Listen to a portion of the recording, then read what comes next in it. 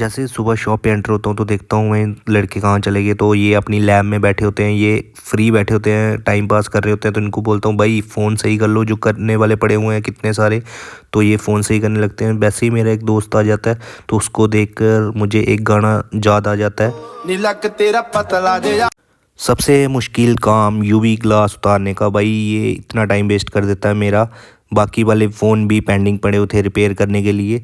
तो दोस्तों जैसे ही मेरा स्टूडेंट ये गिफ्ट लेके आता है अपनी गर्लफ्रेंड के लिए, तो दिखाता भैया कैसा लगा आपको। तो उसके बाद हमारे पास कस्टमर आता है, मैं अपने स्टूडेंट को बोलता हूँ भाई इसके सामने मत करना, ये हंसने लगता है।